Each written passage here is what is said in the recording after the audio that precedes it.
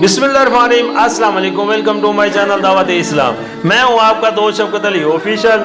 उम्मीद करता हूं कि आप सब लोग ईमान के आला दर्जे पे होंगे। सूरत अल-अराफ के या नंबर 164 का तर्जमा।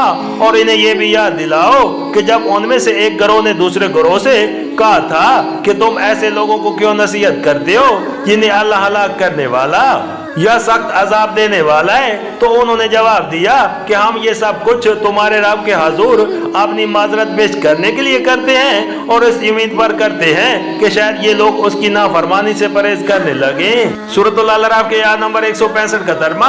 आखिरकार जब वो इन हिदायत को बिल्कुल ही फरमोश कर गए जो इन्हें याद कराई गई थी, तो हमने उन लोगों को बचा लिया जो बुराई से रोकते थे और बाकी सब लोगों को जो जालिम थे उनकी नाफरमानियों पर सख्त अजाब में पकड़ लिया। सूरत अल-अराफ एशिया नंबर 125। इस बयान से मालूम हुआ कि इस बस्ती में 3 किस्म के लोग मौजूद थे। एक वो जो धरले से अहकाम इलाही की खिलाफ वर्जी कर रहे थे, दूसरा वो जो खुद तो खिलाफ वर्जी नहीं करते थे मगर उस खिलाफ वर्जी को खामोशी के साथ बैठे देख रहे थे और नासों से कहते थे कि इन कम वक्तों को नसीहत करने से क्या हासिल है। तीसरा वो जिनकी गैरत ईमानी हदूद अल्लाह ताला की उस खुला बेहुरमती को बर्दाश्त न कर सकती थी और वो इस ख्याल से नेकी का हुक्म करने और बदी से रोकने में सरगर्म थे कि शायद वो मुजरिम लोग उनकी नसीहत से राह रास्त पर आ जाएं, और अगर वो राह रास्त ना इख्तियार करें तब भी हम अपनी हद तक तो अपना फर्ज अदा करके खुदा के सामने अपनी बरियत का सबूत पेश कर ही दें। इस सूरत हाल में जब उस बस्ती पर अल्लाह का अजाब आया तो कुरान मजीद कहता है कि इन तीनों गिरोहों में से सिर्फ तीसरा गिरोह ही उससे बचाया गया, क्योंकि उसी ने खुदा के हुजूर अपनी माजरत पेश करने की फिक्र की थी और वही था जिसने अपनी बरायत का सबूत फराम कर रखा था। बाकी दोनों गिरोहों का शुमार जालिमों में हुआ और वो अपने जुर्म की हद तक मुब्तला अजाब हुए। बाज़ मुफस्सिरीन ने यह ख्याल ज़ाहिर किया है कि अल्लाह ताला ने पहले गिरोह के मुब्तला अजाब होने की और तीसरे गिरोह के निजात पाने की तशरीह की है, लेकिन दूसरे गिरोह के बारे में सकूनत इख्तियार किया है, लिहाजा उसके मुतल्लिक ये नहीं कहा जा सकता कि वो निजात पाने वालों में से था या मुब्तला अजाब होने वालों में से।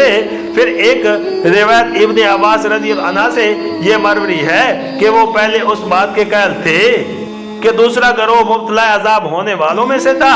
बाद में उनका शागिर्द औकरमा ने उनको मुतमिन कर दिया कि दूसरा गिरोह निजात पाने वालों में शामिल था, लेकिन कुरान के बयान पर जब हम गौर करते हैं तो मालूम होता है कि हजरत इब्ने अब्बास का पहला ख्याल ही सही था।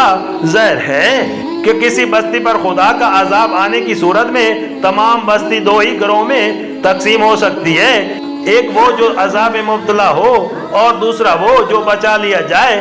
अब अगर कुरान की तशरीह के मुताबिक बचने वाला गिरोह सिर्फ तीसरा था तो ला मोहल्ला पहले और दूसरे दोनों गिरोह न बचने वालों में शामिल होंगे। उसी की तायीद माज़ीरातुन इला रब्बिकुम के फिक्रे से भी होती है, जिसकी तौसीक बाद के फिक्रे में खुद अल्लाह ताला ने फरमा दी है।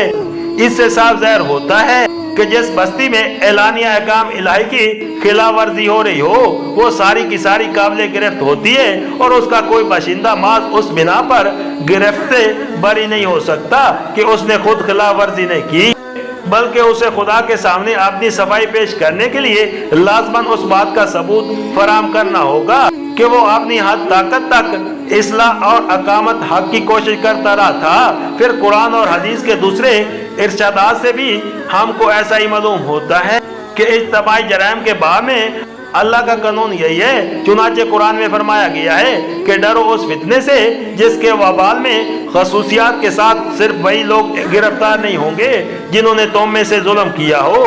और उसकी तशरीह में नबी करीम सल्लल्लाहु अलैहि वसल्लम इरशाद फरमाते हैं, यानी अल्लाह ताला खास लोगों के लिए जराइम पर आम लोगों को सजा नहीं देता जब तक अवामुन नास की ये हालत ना हो जाए कि वो अपनी आंखों के सामने बुरे काम होते देखें और वो उन कामों के खिलाफ इज़हारे नाराजगी करने पर कादिर हों और फिर कोई इज़हारे नाराजगी ना करे।